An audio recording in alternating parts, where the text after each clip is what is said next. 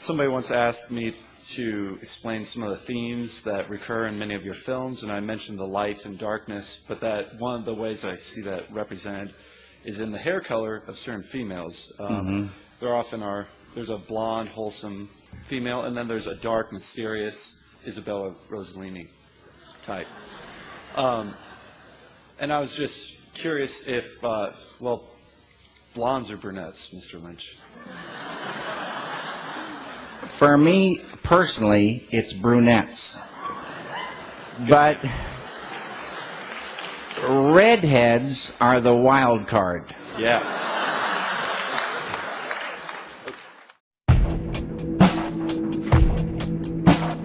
Welcome to the Twin Peaks podcast.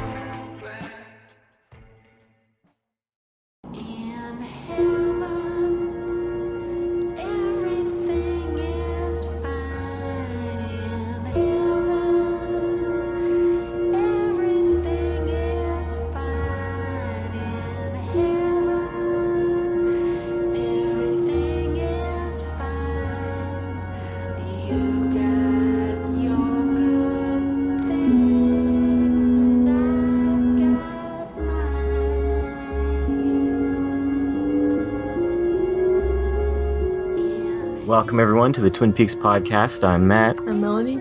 I'm Brad. I'm Caitlin. And today we're going to review David Lynch's first film, our last film review, Eraserhead. And we've got Evan Killam, past guest. Oh, who's going to leave in a huff this time? Everyone but you. Okay.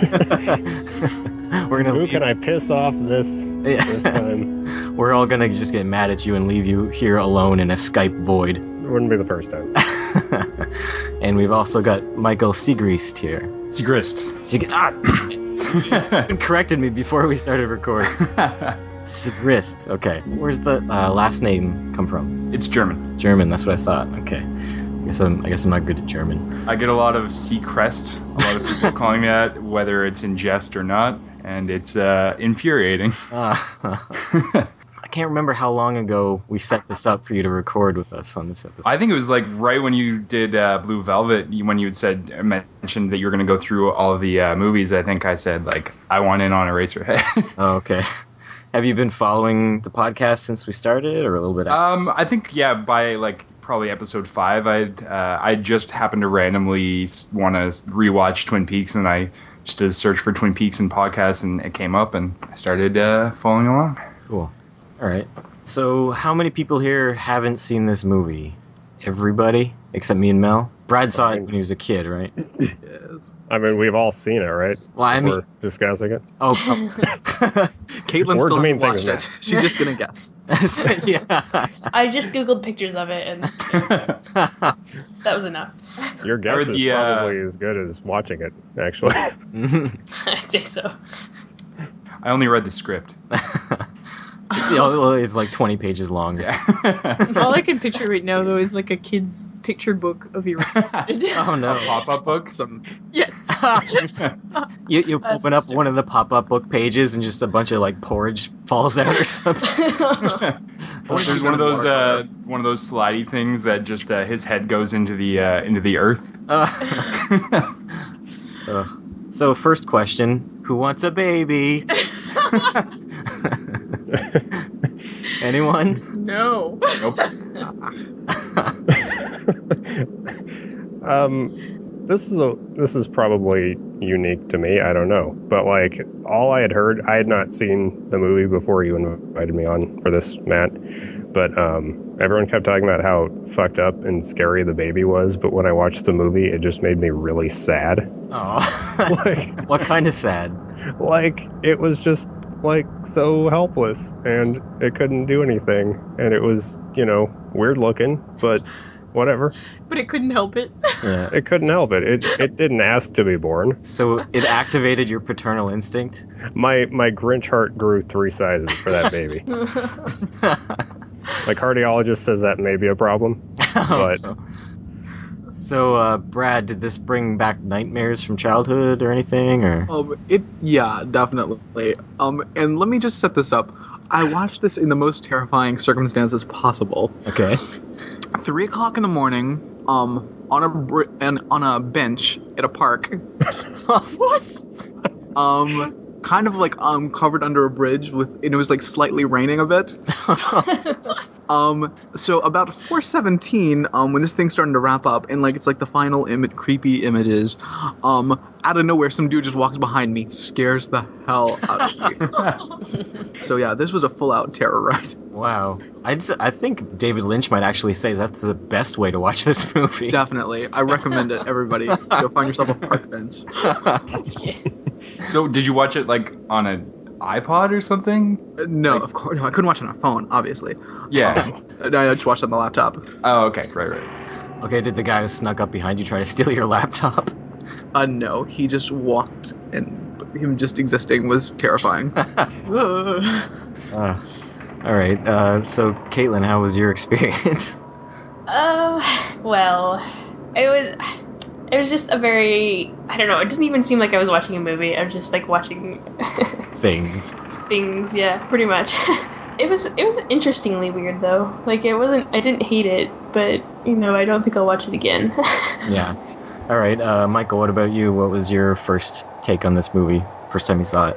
I had heard of this when I was a kid. My dad I don't remember if he'd seen it or if he had just heard all about it. He was a big David Lynch fan, so I remember when I was like 10, we went on a trek to Toronto because I grew up in a pretty small town, and we went to Sam the Record Man to try to find it on VHS, and I mean, it was out of print for years, but this was like right in the early stages of the internet, so we didn't really know to look for it that way. So it was just forever, it was just like kind of this almost an urban legend that this film even existed for me, like just because I couldn't track it down anywhere. And I'd seen like a couple of the iconic pictures. So it was college before I actually saw it, and my friend, I guess that was when it existed in just the like the really expensive box set edition. It was like $80, and it came with like the short films or whatever. And my friend had borrowed it from her professor, and we watched it over reading week, and it just blew my mind. Like I didn't know what I was looking at. And I mean, I'd seen I think probably every other David Lynch film by that point, but like it just struck a nerve. I think I also watched it literally coming from a funeral. Oh. Which was a weird experience to view it in, but yeah, it definitely shook me to my core. Okay. So, Evan, is this the last Lynch film that you haven't seen, or is there more? I haven't seen Inland Empire. Okay, yeah, that's not... Or maybe I did. Fine. You're fine. Yeah, I know. I thought it might be. Or maybe I did, and then I just, pied myself in the head to forget it, but... Yeah, this movie, like, it's got similarities to Inland Empire, just with how weird it is and how it's disjointed, but I don't hate it like I hate Inland Empire. And I'm not sure why. Because this is focused. Like this is like one idea and fully exploring and expressing it. Mm-hmm. Whereas Inland Empire, best case scenario, it's either trying to do too much or trying to do nothing at all. I feel like Inland Empire kind of almost feels like it almost feels like it was made by a bunch of different filmmakers that got together. Like it just feels like a bunch of people put random scenes together, and it doesn't feel directed in the way that this just feels like one piece. It almost feels like a painting to me. Like Yeah. it's that kind of focus. Oh, sorry, go ahead. Oh, I was just gonna say, I kind of felt like this was his most cohesive weird movie. Mm-hmm. I mean, the straight story is cohesive. Dune's, it is what it is. But it follows a linear progression. But I actually have like reads on this and no old people in bags, so that's. Yeah, most of it's pretty focused, except I'm not sure what the stuff with the planets. I'm not sure what that's supposed to be. Like, I don't know. Is the whole movie about an evil planet that sends down its invading sperms to impregnate ladies, and then they trick dudes into raising their demon spawn, and then that's how they're going to invade the Earth. I don't know. Well, obviously, that's certainly what I think that's what we all got from it. Yeah. And it's just like in War of the Worlds, they didn't they didn't plan for Earth germs. No. I guess their fatal flaw in this was that they forgot to send skin with their star spawn. Yeah. All right. Well, before we get too far, there's somebody else who wants to give their take on this, and I'm going to add them to the call right now. I wonder who it is. All right. So, what do you think of Eraserhead, Claire? You're here to give us your feedback. Yes. I'm sorry I didn't do an email or a voicemail. I did attempt to, and then I was like, I can't put Eraserhead into words. So, yeah, I was like, yeah, I might as well just say it. I might as well Miles Davis it. So, I was lucky enough to see it on the big screen last year as part of the David Lynch Festival, and it was the original print. And I don't think I appreciate the movie as much as I did before that, because the sound design in it is absolutely amazing. I agree. Particularly on the big screen, it's incredible, and I thought it was. We discussed it a bit when we spoke about the Elephant Man for the last episode. In that it's the same, you can see the similarities and hear the similarities between the two films. It's very industrial soundtrack and the graininess of the images. It's just absolutely gorgeous. So I think these are two quite good ones to watch back to back for you guys. The film is absolutely fucking nuts, which I love. The thing that always disturbed me the most about it, that I remembered from when I was young and watched it, was the little falling sperms. And when she's standing on them, it was like the grossest thing ever. And I think it's because they reminded me of leeches, and I've got like a massive fear of leeches, and they're just so horrible. Mm-hmm. But the bit I used to also be really scared of, but really love now, is when Jack Nance's head pops off. It falls on the ground. Whenever I watch the film, I'll rewind that bit a few times just because it makes me laugh so much. And I think that bit is my favourite sequence, where his head falls off, and it's the whole turning it into pencils, like the actual Eraserhead bit, because it just comes out of nowhere, and the rest of the film's quite, sort of makes sense. There's a story going on, but that bit's just like, what? Yeah. His head is a pencil, and he's got the creepy little baby's head. Well, it looked like they drilled a core sample out of his brain and turned that into erasers. Yeah, that's what they did. But yeah, I was ready to say this makes no sense either. But then he wakes up and it's clearly a dream, and I was like, good. Yeah. I mean, it does all go a bit crazy, obviously, later when he cuts the baby's bandages, which is really disturbing, and you've got giant baby, which disturbed me a lot when I was younger, but now I think it's quite funny because it's blatantly just a big paper mache brontosaurus head, which is funny. But I do think it's an amazing film, and it's iconic for a lot of reasons, and it was a proper labour of love for him, because I think you probably know more about this than I do because I haven't looked up the trivia, but I think they did it over 5 years or something, Matt. Yeah. And so, and I really recommend people going to see it on the big screen if you can, just because with a good sound system, or watching it on a Blu-ray, if it's out on Blu-ray, I don't know, with a good sound system and picture, just because it's amazing. It, like all of his films, the sound design is so good and specific. Even though I'm deaf as a post, I really recommend it, and particularly with Eraserhead and Elephant Man, I think. Yeah. Cool. But I don't know what you guys thought. I was thinking of you guys watching it for the first time. Well, we're just getting into it. I just thought I'd let you get your points in, and so you wouldn't have to wait around and then till we were at the end to do your feedback. Well, that was about my feedback. Do you want me to score it now? Yes. What would you give it? I think 80s Claire would have given it 1 out of 10 what the fucks. Except I didn't swear when I was 80s Claire, so it would have been what on earth. And I think now Claire would give it 8. I like Elephant Man a lot more, and there's other films of his that I like a lot more, but I'd give it 8 out of 10 squishy sperms of terror. All right. That's gross. Okay, thanks. Yeah, sorry. Oh, it must have been super gross because Skype just bleeped that out for me. I heard nothing of that. It's better that way. Caitlin, protect your innocent ears. All right, Claire. Well, thank you for your feedback. I also want to say you guys are awesome, and I love the podcast. And you have to go on and do other stuff, and I will of course listen. And this is going to get really gushy. And I love you guys, and I love the podcast. You did a great job, and it was the first podcast that I ever subscribed to. It's what got me into podcasting. And yeah, you guys are awesome, and you have to do other stuff just so I can hear your voices on a weekly basis. Otherwise, I'll get lonely and cry. Well, Mel and I do. We send feedback to Intro to X every week. Yeah, but I don't listen to that, so I just... We just take a little break. Yeah, exactly. That's when me and Brad have a little chat in the Skype window about other stuff. But I'm going to let you guys record, and then I can't wait to hear the episode. All right. Once it's up, and have fun in discussing it. And yeah, you guys are awesome. And Quantum Leap cast next, please, Matt. Okay, bye. Okay, bye. Bye. Bye. Aww. All right.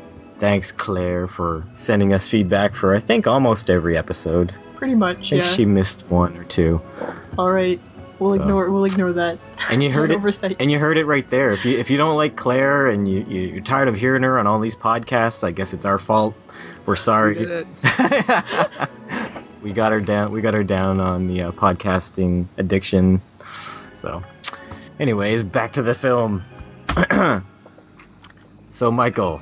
Do you have any specific bits about the movie you wanted to bring up? Stuff that you really liked or really disliked or anything? I was actually I didn't want to cut in there, but when Claire was talking about the sound design, that is obviously the best part of the movie, as far as I'm concerned. Actually, I guess I should give context. I went to school for audio engineering, so anytime there's a really crazy or really unique sound design, it always strikes a chord with me. Mm-hmm. And last year there's a record company called Sacred Bones Records, which actually re-released the soundtrack on vinyl, and it came with like a 7-inch of bits that was cut out of the movie, and it was just when they were remastering this, they just happened to find it on this reel-to-reel, and the sound design is literally just all the crazy noise, or the record is all just the crazy noises that happen, and it's basically just 40 minutes of industrial noise. And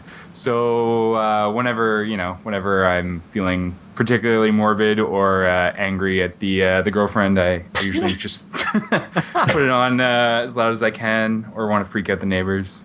And it comes with a bunch of really neat pictures too that are about, I think it's they're like just 10-inch squares of just neat pictures from the movie that look really cool in frames. I think it's out of print already, but yeah, that's really cool.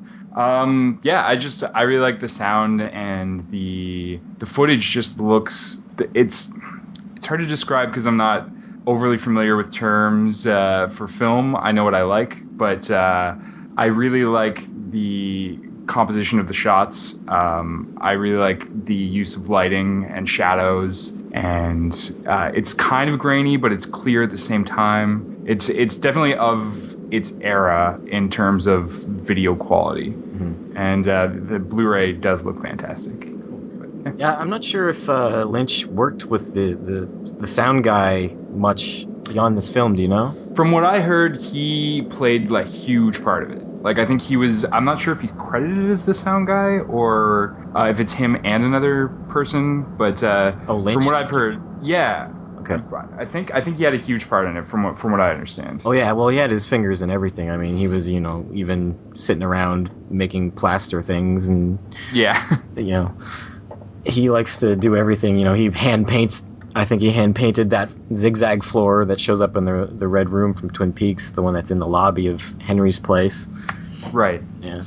Oh, actually, as per IMDb, it says original music by David Lynch. So I think that kind of just is this. And then sound department, it says David Lynch sound effects. And then, yeah, so it looks like he did everything. No, well, there is a sound. Oh, sorry. And then there's, location sound, sound editor, and sound effects are Alan Spleet. Yeah, that. So, yeah. Yeah, because we just started watching a little bit of a documentary that comes with the DVD, and he was talking a lot about this Alan guy. Right. I'm not sure he worked with him too much more in movies that came later. Yeah, he did. He worked with him on Blue Velvet. He Yeah. worked with him on other movies. Okay. I'm pretty sure. Yeah, and The Elephant Man. Yeah. As per IMDb. Yeah. So maybe just the first couple movies that he did. What'd you guys think of seeing Jack Nance in this? It's weird because I've been seeing the cover / poster for this movie my entire life, and I never realized it was Jack Nance. Oh, really? It doesn't really look like him in that picture Yeah. to me. So. He's so young in the picture too, so. Well, yeah, but I mean, it looks like him in the movie. Yeah. You recognize him in the movie, but he just didn't look like him. It looked more like Tim Robbins to me for some reason. But he was, his usual great self. Mm-hmm. just handling everything. Did you also notice Mrs. Briggs was in there? I don't remember what Mrs. Briggs looked like, so no. Okay, well, Bobby's mother from Twin Peaks was Mary X, I guess she goes by, which is the mother of the creature, the invading alien creature. I did notice that the woman across the hall went on to play the villain in just a shitty movie from a few years ago called Dead Silence. Oh, really? She looked familiar, but yeah. Yeah, that was a shitty movie, but she was in it. I've never seen that. I always thought she looked like Sandra Bernhard for some reason. Which is a weird 90s reference that I feel like everyone's already forgotten about her. I don't know. Did anyone, I mean, this is maybe reductionist, but did anyone find the woman across the hall, attractive? Because it's kind of key to the story that she is. Well, I mean, so do you not? You find her not attractive, you mean?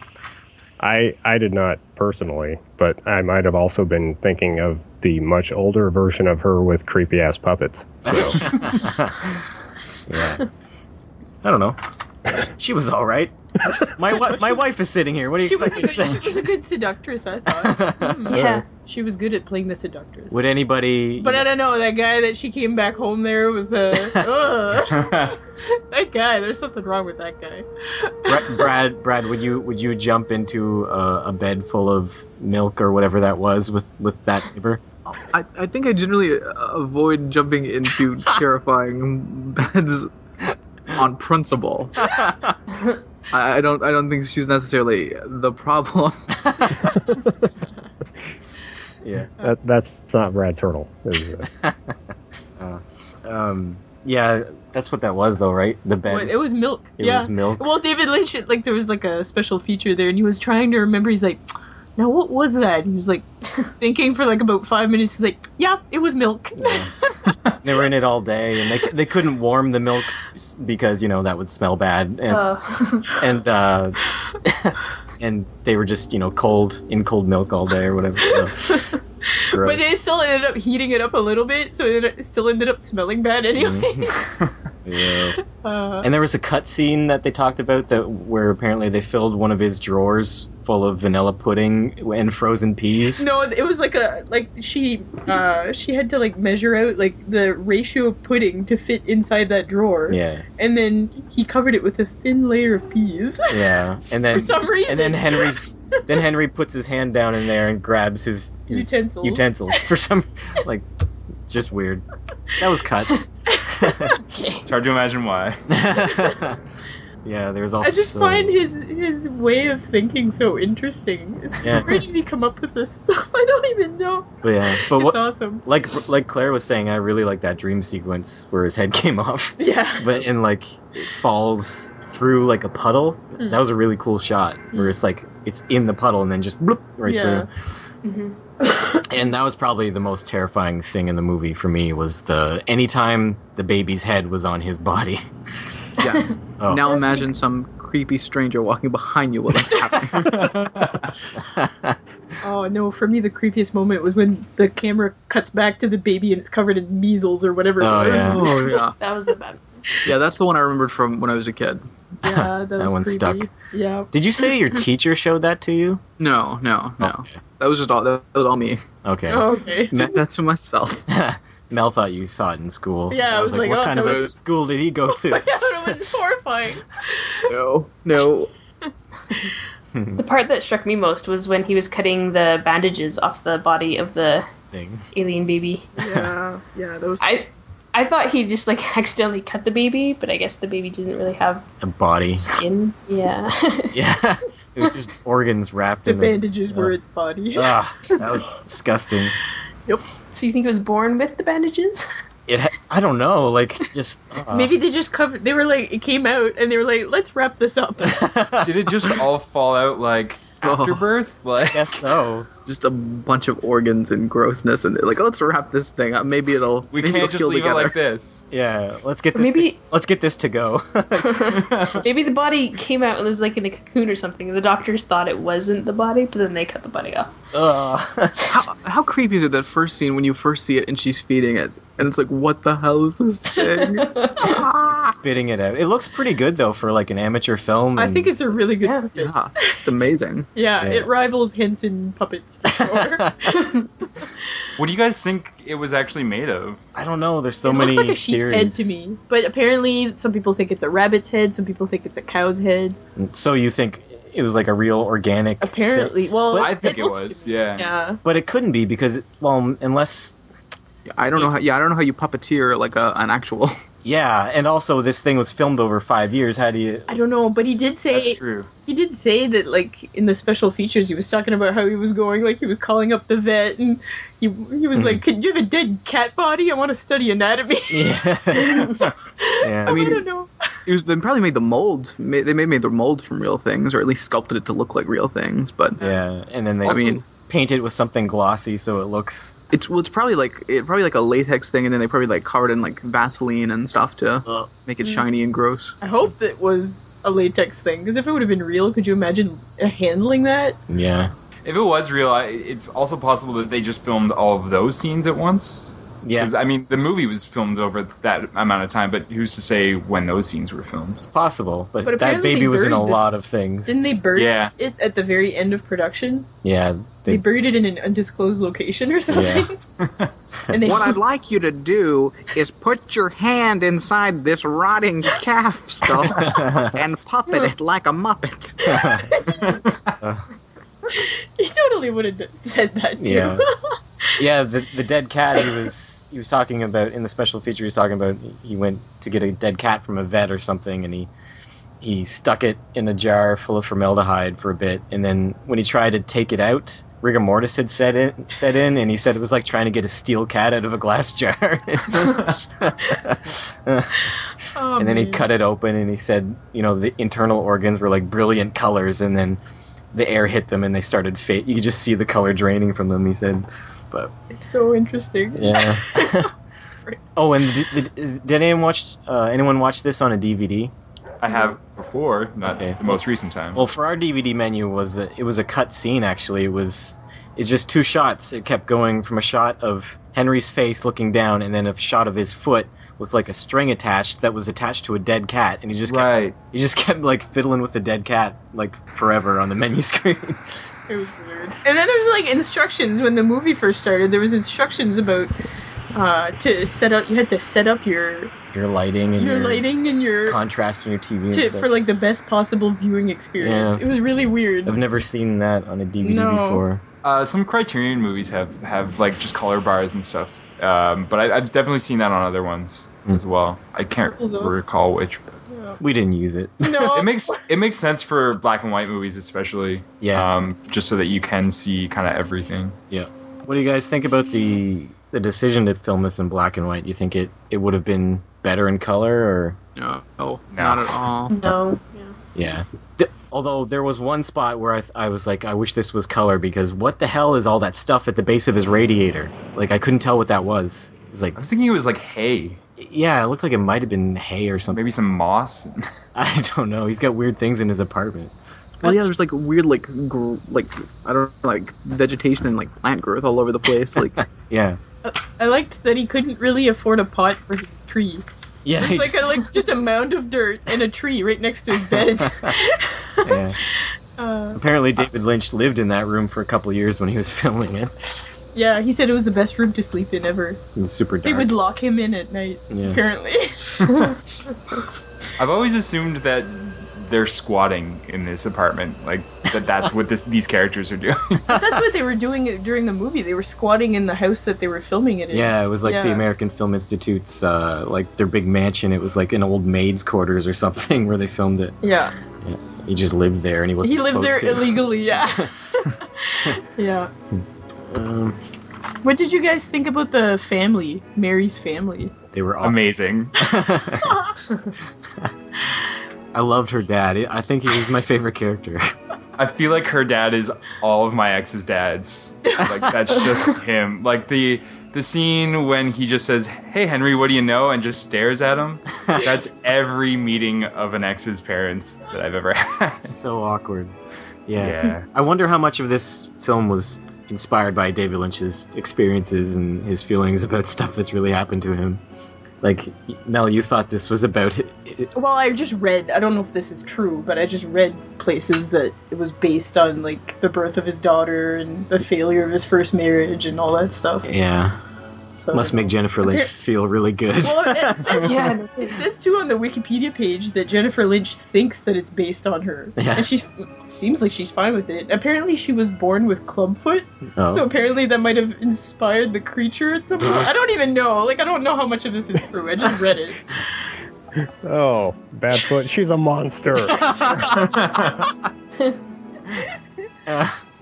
Yeah. My feelings about my daughter are best expressed with a fucked up, possibly taxidermied puppet. Yeah, she just comes out with her clubbed feet and like, monster. The doctor's not even sure if it is a baby. Lynch just throws up. No, it's too awful. The dinner scene and a later scene kind of were. If I have any problem with this movie, it's that in some cases he goes, and I see the point, but I didn't appreciate it. He goes really far out of his way to make people as annoying as possible. Mm-hmm. Like, just the better example is the scene where Henry and Mary are in bed and she keeps like pushing him off, and he's trying to tell her to scoot over, and she's doing something with her teeth. Yeah. And I wanted to punch her in the face. Yeah, she was clicking her teeth and rubbing her eyes really loud, and then she just started having more babies all over the place. I think that I always was my... forget about that scene. Yeah. Like just the baby part. Like every time I watch it, I'm always surprised by that. Like I always just for whatever reason forget it. I reacted less to the babies. Somebody punch out her teeth, make her stop. Yeah, just the wake whole her up. thing's so claustrophobic and like, Yeah. it's like, Yeah, a big part of this movie, the horror, is body horror, like kind of like Alien, where it's just making you feel gross about your own body or something, about the human body, and just like reproduction and children and that whole thing. Yeah. It's just. Happy Mother's Day. Oh my god, it is the best movie to watch for Mother's Day. Just a sterling example of a movie mom who really goes all out. Yes. Pretty good Father's Day movie, though. Yeah. I really like the scene where the mother-in-law is making the salad. Well, actually, I find it funny because she's making such a hate-filled salad. She's so mad about the salad, and this is one of my pet peeves: is people that make food with hate in their heart. You can taste it. You can taste it. If there's not love in your dish, you can taste it. It's true though. Yeah, there's this one sandwich place that Mel always goes to, and then she always bites into the sandwich and she smiles and she's like, "Ah, this sandwich is made with love."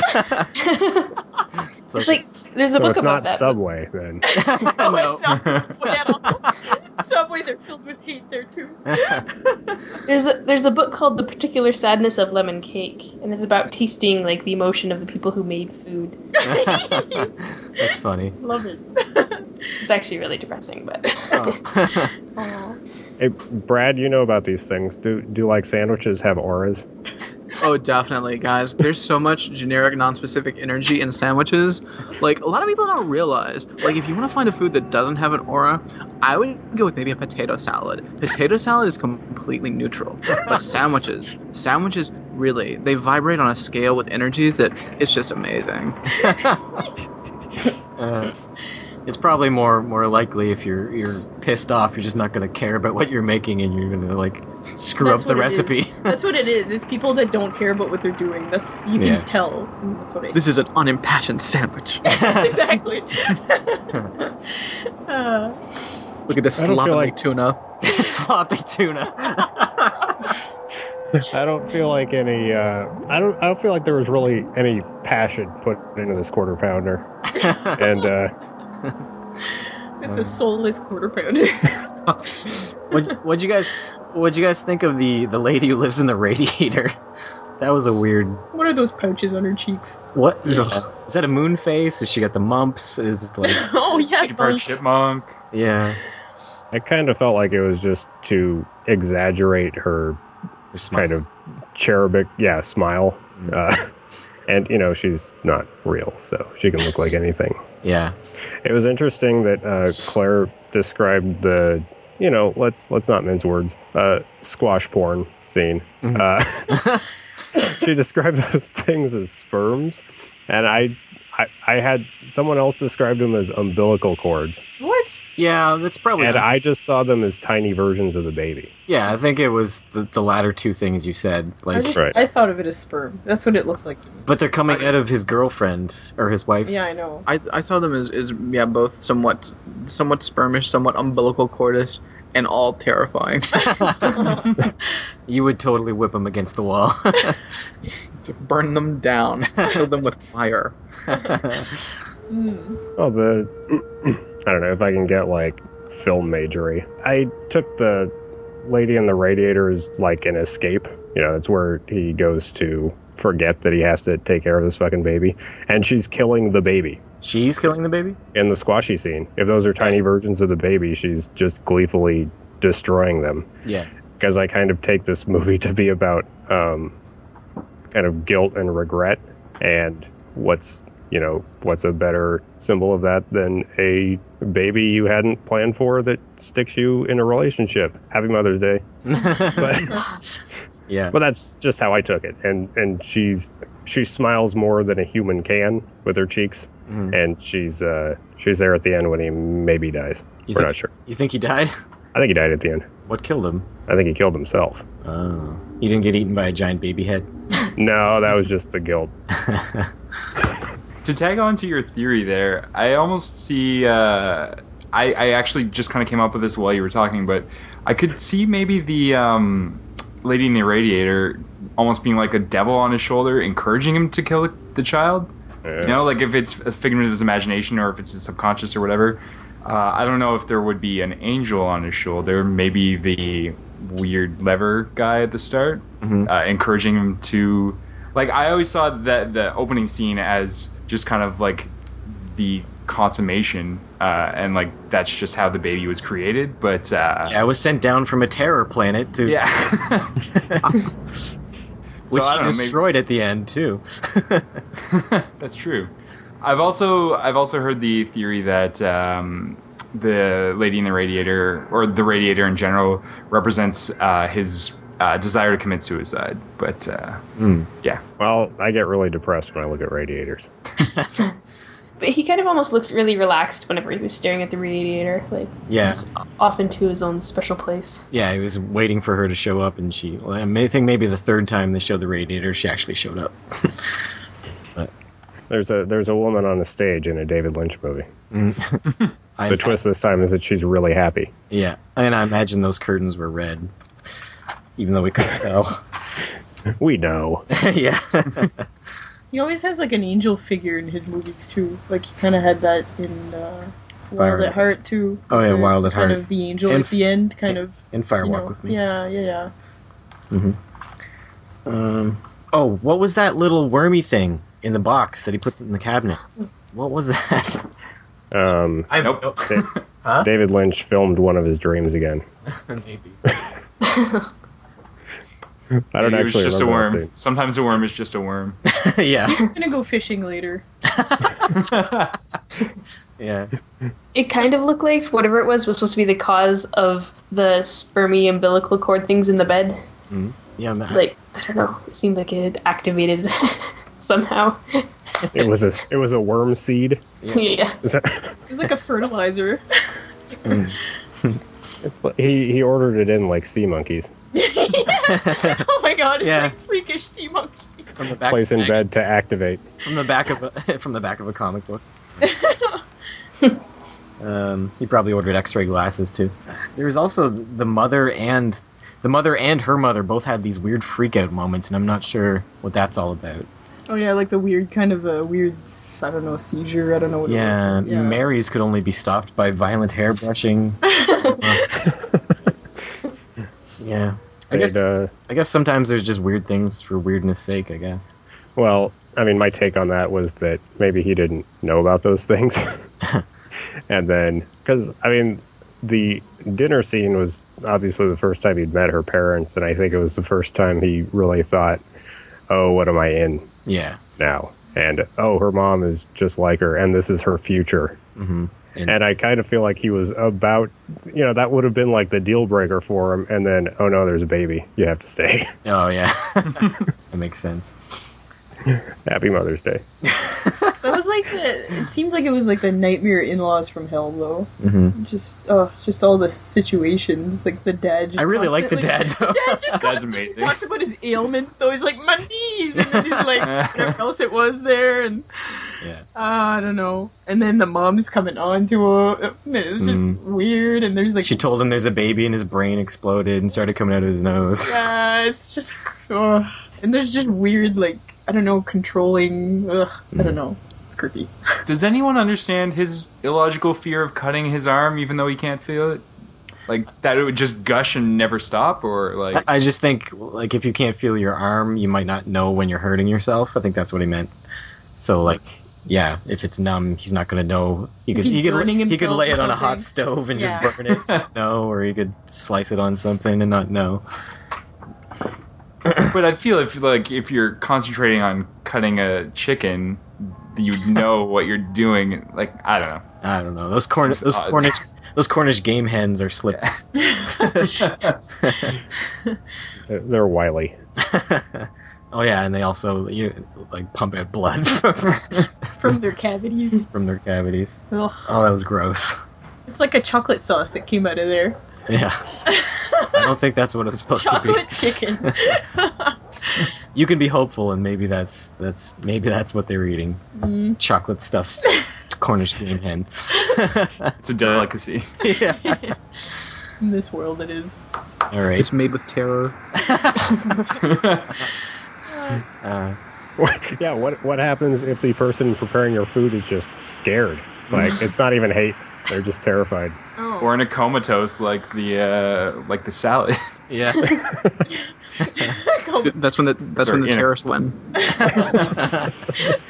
I enjoyed the claymation in it. I know it was just really basic and rudimentary, but I really liked it. Yeah. You know the weird claymation worm? Yeah. Yeah. Claymation is just delightful. I to just watch. like claymation. Yeah. And the neighbor, I don't think she should have been turned on by the whole apartment situation. She was looking around the apartment, she's like, Well, nobody in any Lynch movie should ever be turned on by what turns them on. Maybe her apartment is just that much worse. Like, this is a God. step up. I don't even want to think about that. Oh man, you can actually fold your sheets. I'm sorry, that's disgusting, what I just said. Happy Mother's Day. Happy Mother's Day. Let's see here. So, here's some trivia. Though only released at first as a midnight movie, a number of Hollywood A-list directors saw the film and were impressed by it. John Waters, whose Pink Flamingos and Female Trouble played the same venue, often mentioned Eraserhead as his favorite film, urging viewers to see it. Stanley Kubrick reportedly said the same, and this was one of the films that the cast and crew of The Shining watched to get in the right frame of mind. Mel Brooks saw it and offered Lynch a chance to direct The Elephant Man. Lynch accepted. George Lucas asked Lynch to direct Star Wars Episode 6, and he turned it down. What would possess George Lucas to see Eraserhead and say, perfect for Star Wars? Well, he conceived of Jar Jar Binks and said perfect for Star Wars. So, Yeah, you're right. you don't even question. I think the mind of George Lucas is a far more terrifying place than the mind of David Lynch. So, What would David Lynch do with Ewoks? oh God. He would make them better somehow. But... They'd be inside out for some reason. Yes.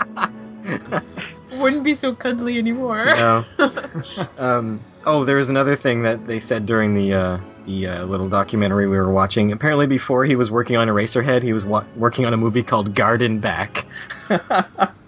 Yeah. I just don't know what Garden Back would be about. Apparently it was a film about adultery. Oh, was it? It wasn't Yeah. about a guy who grows a garden on his back and... No. Well, it's about that too. Apparently it was that too, yeah. Adultery represents a garden on his Yeah, back. I guess so, yeah. But it represents his lust. Apparently. And the spreading of seed. Yeah. Yeah. See, we got layers upon layers here. Mm-hmm.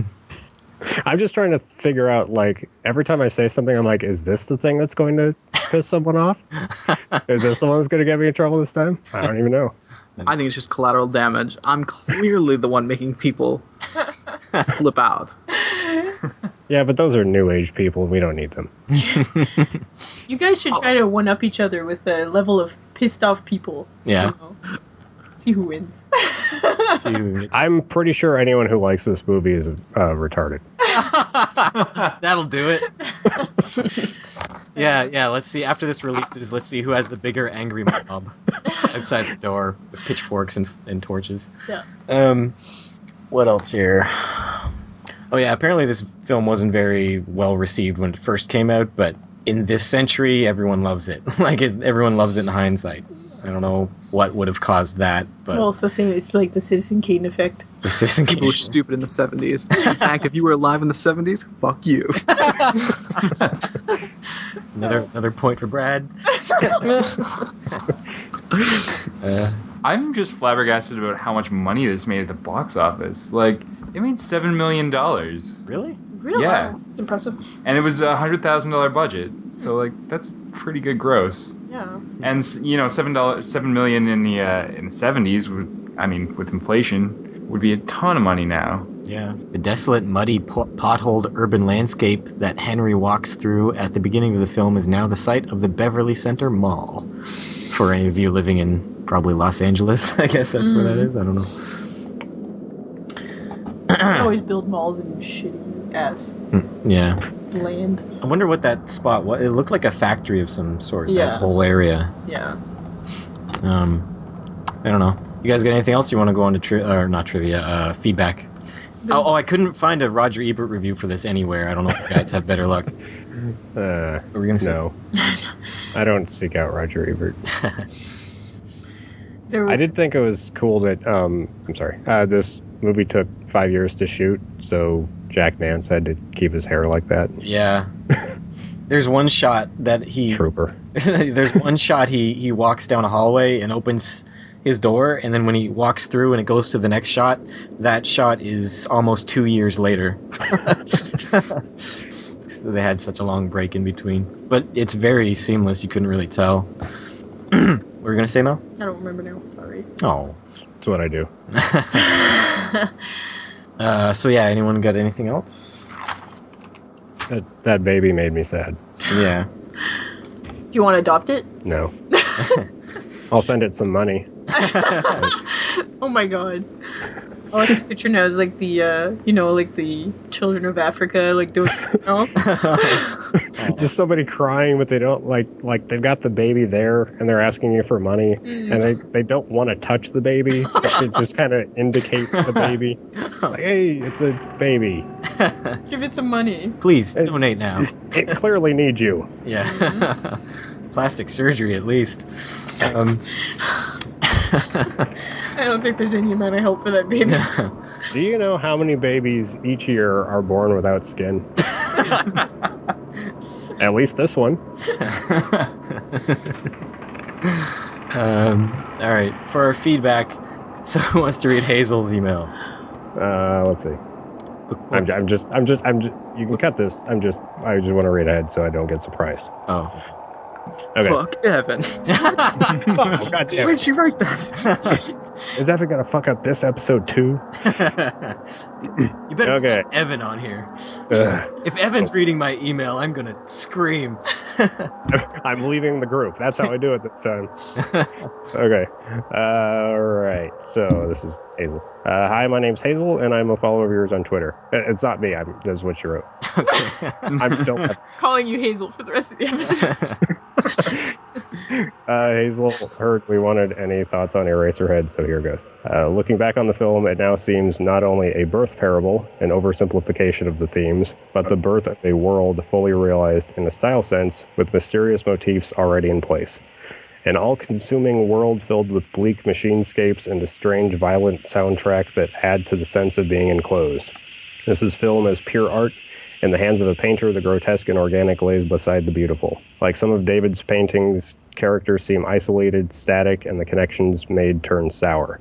This description makes the film sound unremittingly bleak, and while that is a part of it, it is not the whole. As in all of David's movies, she's on a first-name basis with David Lynch. Okay. As in all of... I was like, who the fuck is David? Oh, right. As in all of Lynch's movies, there are many scenes in which the beauty of the sound and the visuals combine to create a perfectly pure feeling, a mood that doesn't soon leave you. Eraserhead bears rewatching, especially by Lynch fans who have maybe watched it years ago, as it amazes the senses on every viewing. So, that's Alrighty. Yeah. I don't know what's wrong with making your themes simple, because my read is just like, yeah, it's about guilt and regret, and you regret feeling guilty. And that works for most of it. I don't know. That was a fine email. It was. Sorry, I was on mute. All right, this one is from David Britt. All right. Hey, guys and gals. This has nothing to do with Eraserhead, but I just wanted to say I enjoy the podcast. Bad for you, it's over.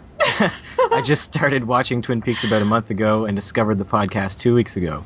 I wish I had discovered the show earlier to get in on the discussions. I just watched Arbitrary Law, and I'm currently on episode 16 of the podcast. My commute flies by listening to the podcast. Also, thanks for letting me join the Facebook group. Thanks. David, in brackets, Nick, Britt. Is your name David or Nick? Both. Either way. He's in the witness protection program, and you just blew his cover. Oh, I like how he thanks us for letting us join the exclusive Facebook. I thought about keeping you out of the Facebook group, David, but I don't know. He just makes it sound so exclusive. I like it. It's for elite clientele only. Aw. All right. Like me, who cost you listeners every time I'm on. All right. I want us to get down to 0. That's my goal. I just don't like Twin Peaks. If you like Twin Peaks, you're a dummy. You guys are terrible for our stats. Yeah. If you're in a Facebook group about Twin Peaks, it's going to give you cancer. I released an episode that had Evan on it, and we actually lost downloads that had already happened somehow. People invented time travel just to go back. Time travelers are stupid. All right. Michael, can you read this one? Do you mind? Yeah, I don't mind. So this is from Johan from Sweden, and it says, "Hi guys, just wanted to send you this little bit of trivia on Eraserhead. I recently read a wonderful interview with Mel Brooks where he talked about his reasons for hiring Lynch to direct The Elephant Man. Someone took Brooks to see Eraserhead, and he loved it. What's more, he immediately got it. Mel Brooks said, 'It was a beautiful film, and it was completely clear to me. It's symbolism, but completely clear. The guy doesn't want to be a dad, and so to him, the baby is a monster. The baby will send you to hell, and I know where he's coming from. I've had 4 kids. Thanks for a great podcast, and for all the hours that you've put into it. Johan from Sweden.'" Thanks, Johan. It's funny that David Lynch didn't stop having kids. Yeah, It's like, including one last year. yeah, having kids is horrible, but let's have more. Yeah. He wants to populate the Earth with those monsters from the Terror Planet. Oh, Jesus. Most parents are like that anyways. They complain about parenthood and then they're like, but I want more. Yeah. Happy Mother's Day. Happy Mother's Day! All right, so this one, I hate my kids, but I'm gonna have more. Happy Mother's Day! Caitlin, do If I keep leaning into it, maybe it won't seem like a bad decision. yeah. And they always try to convince everyone else that it's great too. That's what I don't like. Everybody that has children always wants me to have a kid. I know, people are pestering us all the time, and all they do is complain about their kids. Then they're like, "Oh, but you should do it. It's so so great." worth it. And then Join us in our pit. Join us in our pit of despair. that's what it feels like. It's like, join us, please. We want someone to complain Well, with. somebody did admit to me. She was like, "Yeah, that's what I don't want to be alone. I don't want to be alone mothering my child." I'm like, "Really? I'll still be your friend, you know. I don't completely hate kids. I like kids. It's just I can't. Yeah, I just can't be around them for more than 2 hours.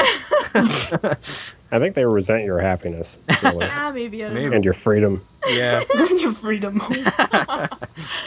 Oh, All right. poor people. The babies hate us for our freedom. Baby terrorists. All right, Caitlin, do you mind reading one? Nope. So this one I asked on. Oh, what the? Yeah. Claire Skype Ninja. Claire's a Skype ninja. She wrote the end of the Twin Peaks podcast. Sad Oh, face. she's sad. Did I kill another podcast? You may have. Damn it! I am podcast poison. So this, I asked for feedback about Eraserhead on the Facebook group, and Kenny McKee said, I'm not going to leave feedback, but then he left feedback. By saying he's not leaving feedback, he left feedback. So, Caitlin, you can read it, if you please. Okay.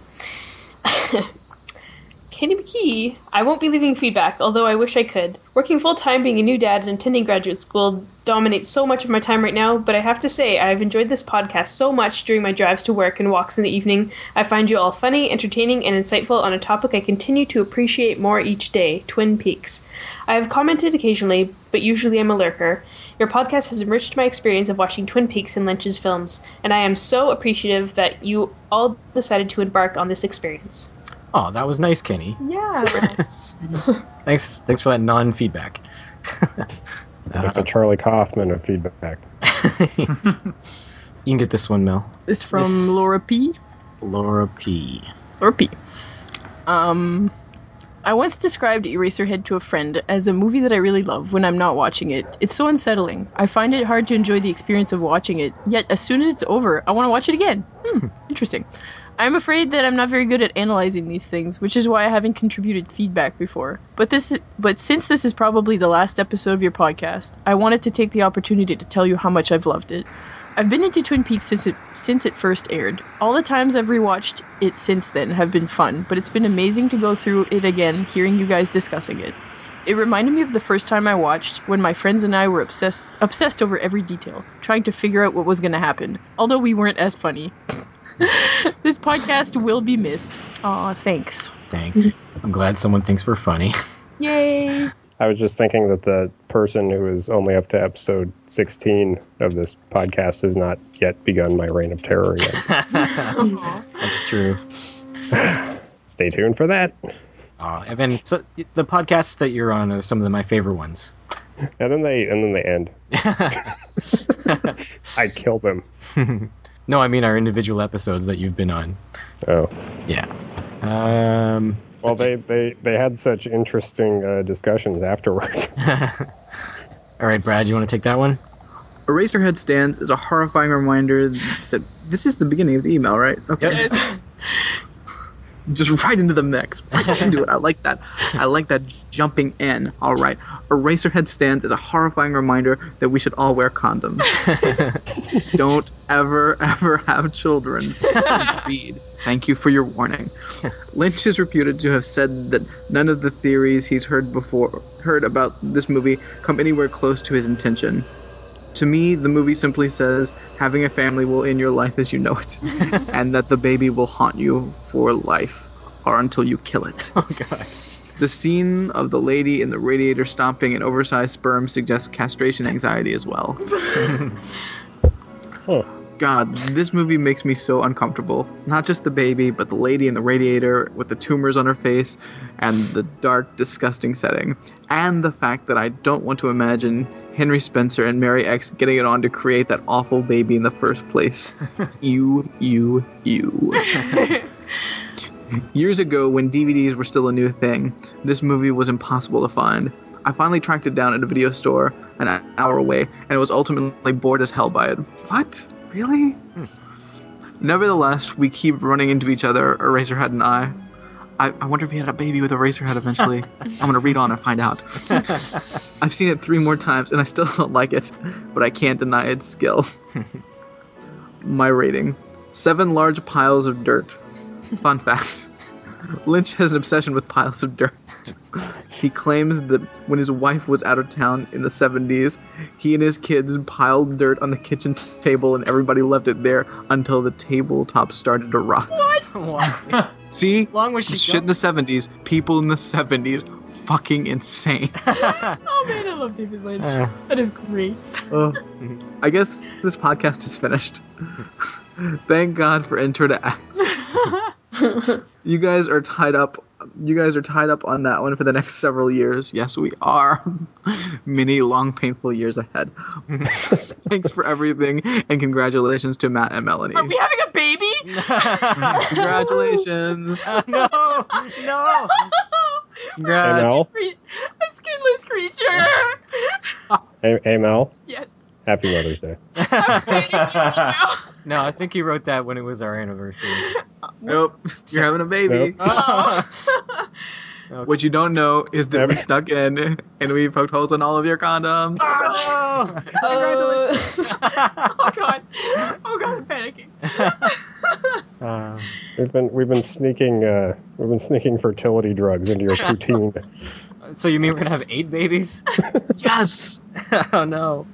We're so excited. All right. Here's the last one from Andrew Fry. I guess I'll read it. Hi there. Apologies. It's been nearly 2 years since my previous feedback email. Wow. Rest assured, I do dictate a detailed analysis of each episode to my sloth secretary, but somehow we always seem to just miss that deadline. I just reread my original feedback email a few minutes ago, and it's strange to consider the accumulated time I've probably spent hearing all of your voices on this and various other podcasts since then. Given that this may be your last episode, I thought I should write in again just to let you know I have indeed continued to enjoy the podcast. You did a great job of keeping things interesting throughout the difficult parts of the second season and actually made the horrendous Evelyn Marsh storyline at least somewhat enjoyable. I'm glad that many of you are involved in Intro to X podcasts now, either hosting or through entertaining audio feedback. The X-Files was another show I loved I loved and is a great place to continue from here, so I'm not as disappointed as I could have been about the Twin Peaks podcast reaching its conclusion. Thanks for keeping up the great work, Andrew. P.S. It warms my heart to hear the phrase reactionary sass still crop up occasionally. Aww. Oh, he must have been the one who wrote that originally. Yeah. That's awesome. Welcome to the Twin Peaks podcast Lovecast. Yeah. Aww. We kind of had one of those on our last review of the series too. I guess we faked people out and they thought we were ending. But anyways, so that's all the feedback. Thanks very much for everyone who sent us some. What do we usually do now, guys? I guess quotes, but I don't know if there's any quotes. It's like There's nothing much to quote here besides like the only good quotes are like from the father. From the father, yeah. Just cut them up like regular chicken. Yeah. That'll do. Thank There's you. not even any dialogue in the first 10 minutes of this movie. So I know. No. it's quote low. The last line that's spoken is by the guy who holds up the eraser and says, "It's good." I don't think there's any dialogue after that. I can do a baby. Oh, Sick baby. you are sick. Yeah. No, this is not a quotable movie. Oh. No, not too much. All right. So, do you guys have any ratings for it?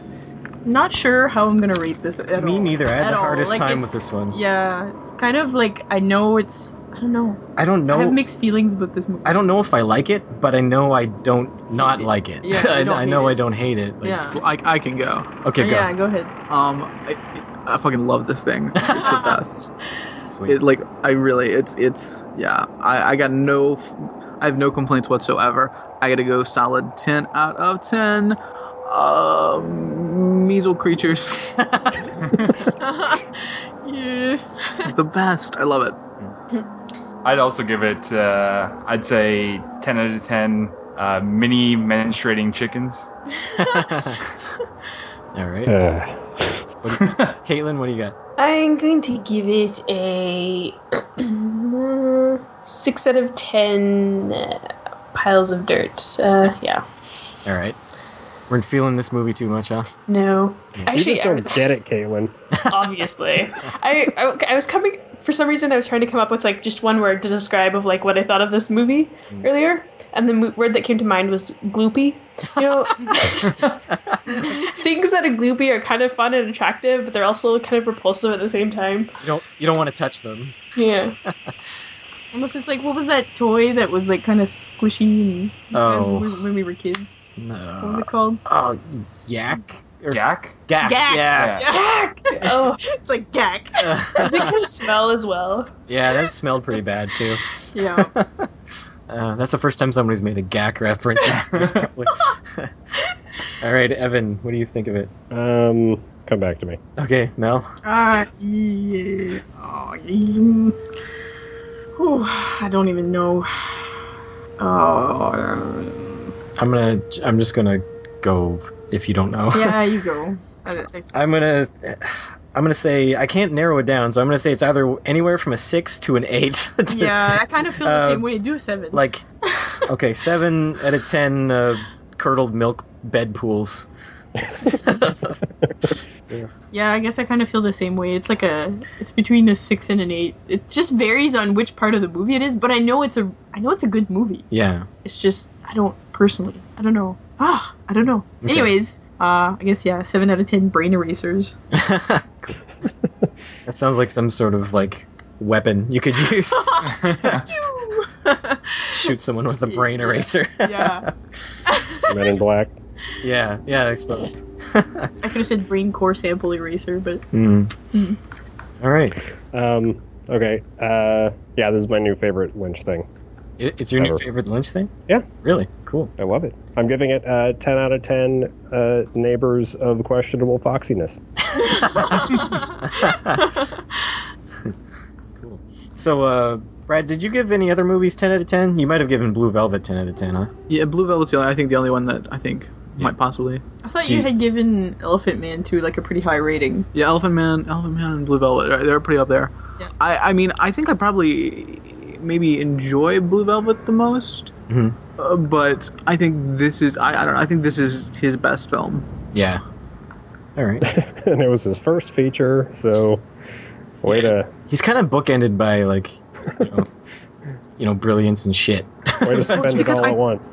I think he either tries to do too much, or he's trying to purposefully make some sort of a. It's not even that he's making a statement against like formalism. He's so consumed with aesthetic and creating mood and tension and moments, but it has no, like Inland Empire being the most extreme example, it's just this formless void that as a whole doesn't have any coherent idea or expression of thought. Yeah. Whereas this, I think, is the most purely like expressing an idea and a concept, because it's so basic, it's so simple. It's just this whole like the fear of like the parenthood, the guilt, the shame, the terror of all of that and this experience in this claustrophobic setting, and that simple little idea like taken to its extreme. Yeah. I think this movie also benefits from like the limits on it. Like he could do whatever he wanted for Inland Empire, and he did. But it took them 5 years because the money ran out. They had like nothing to make this movie. Mm-hmm. Yeah, it definitely gives him a lot more time to kind of like think about exactly what he wanted to do to make sure that he could, I've got 2 days to film. I better make the absolute most of this and make sure it's all usable footage. Yeah. I wonder how much of it... Oh, go ahead. I was just saying, and just cutting it down to what is absolutely necessary. Yeah. I wonder how much of this was in the script and how much of it was just improvised or thought up in advance but never written down in a particular way. I'd like to see the storyboards for this. I imagine they're just insane. Yeah. I like the story in the special feature about Catherine Coulson cooking them grilled cheese and fries, where she would like bring them like leftovers from her waitressing job at Barbecue Heaven. Yeah. She would just cook for them every night. I just love that. Yeah, Catherine Coulson, the log lady, was she worked on this film, and who was it? Jack Fisk and Sissy Spacek were large contributors. Yeah. For finances. Yeah. And apparently Lynch had a paper route when he was route. I don't know the word. When he was making this film too. He was also a roofer. And a roofer. Yeah. He did all kinds of stuff. So yeah, I guess that's our talk on Eraserhead. And I don't know. I think that might be the end. I don't know what else we could do, guys. You guys could do on the air. Yeah, maybe. Or the Twin Peaks fan edit. Is that worth doing on the air? I don't know. Have you seen it? No, I haven't actually. We've seen like a bit of it. I don't know. We'll talk about it. You may not hear from us again, but stay subscribed. We'll discuss it amongst ourselves whether we want to do something else. And we'll do the Twin Peaks trivia game challenge. Yeah. Or there's the short films DVD too. Yeah, he's got some interesting short films. But yeah, like how long do we want to keep going? I don't Stay know. tuned. If we are We could even go into Mark Frost movies if we were so inclined. Fantastic Four 1 and 2. Yeah. In the meantime, everyone get on Netflix Instant and watch Ghost Cat. What's that? Starring Ellen Page and Michael Ontkean. What? There's a ghost cat. And that's a recent movie, I imagine. Well, no, it's like 10 years old, but like the cover is hilarious because you have like this super at the top you have like this super airbrushed picture of young Ellen Page, and then the bottom half is like the most ominous looking cat. It's just like emerging from the shadows. Nice. With Ghost Michael Ontkean as the cat. Oh, He's non-ghost dad. it's probably like the cat from Sabrina the Teenage Witch. Yeah. Nice, man. Yeah, Nice. that's all I remember from that cat. That's how we cried, sobbed. So yeah, if we're done, we'll let you know for sure. Otherwise, just stay subscribed for now. And if we're done, I'll release something. I'll have a press release ready. Jeez, Matt. Well, you have to end now because I'm podcast poison. That's true, but we could try to buck the trend. No, it's law. Death Rattle podcast. All right, so Evan, can we see or hear or read you anywhere? You can read me on GamesBeat, Okay. which is it's a video game news features site. I do things there occasionally. I don't really do anything. I was on an episode of a podcast called Too Old for This, which turned out to be the final episode. Did you plan for it, or did it just happen? I was on, and he said, "We'll be back next week." And then the next day, he had a post on the blog saying, "Yeah, we're ending the show." It's like, great. He's like, fuck this shit, Evan ruined everything. Right. I did say some pretty questionable things that probably outraged a lot of people, but Did you really? I don't think so. But people are crazy. Yes, people are crazy. Michael, what about you? I play drums in a 80s style punk rock band. We're called The Nasties. You can go to our website, www.thenasties.net. We're, depending on when you release this, we're touring in June, pretty much hitting any of the major stops in Ontario and going to Montreal. Okay. Yeah. I'll have this out before June. Have you Well, I know? don't know how long it takes you to edit this. It does take me a while sometimes, but I'll have it out so that plug is relevant. All right. Also, we're playing North by Northeast, which I'm really excited about. All right, cool. Caitlin, you got anything to plug on what could be our final time? Your studies. I am going to have a master's degree soon. Yay! Everyone send Caitlin congratulations. It's about time, huh? Yeah. All right, Brad. You guys can hear me on the Ramjack podcast talking about Mr. Belvedere. And we may be done with Say by the Bell the college years by the time this comes out. There's not many left. Really? And then we'll be moving on to Perfect Strangers. So Yes. jump on board because that's going to be awesome. 7 seasons worth of Perfect Strangers. Really? 7 seasons? You're doing the whole thing? Of course we're doing the whole thing. That's a lot. Well, I mean, I know when Charles in charge, you kind of... Because there's only one season of Charles in Charge. We just started the 4th season of Belvedere, so we're getting through that. You guys are flying through that stuff. Yeah. Also, you can hear me on the Intro to X podcast, where I'm forced to watch the X-Files. Forced. Yeah. Sometimes it's better than other times. Hey Brad, Yes. if you ever get tired of either of those shows, I apparently have a magical power. Never. You cannot kill our shows. Do you need a guest? Maybe someone else would like Ramjack. I'm kidding. I'm so sick of Belvedere. Hey, Evan. You want to come on and kill it? I'll never be sick of Belvedere. All right. Well, thanks everyone for listening, and we'll see you cry? around. Are we gonna cry? Let's all shed a tear together. Shed a single tear together. Think about in whatever unison. the saddest Okay. in your life is. Think about that poor baby that needs your help. Donate, please. And let's all say goodbye. Bye, everyone. Bye. Goodbye. Bye. No Team Hawk. I've never actually listened to the show before. Evan was never here, guys. Yes. All right. Cool.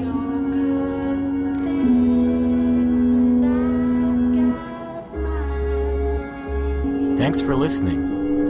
Check us out on twitter.com/TwinPeaksCast. Search for the Twin Peaks Podcast group on Facebook and visit us on twinpeakspodcast.blogspot.com. Email your feedback to twinpeakspodcast@gmail.com.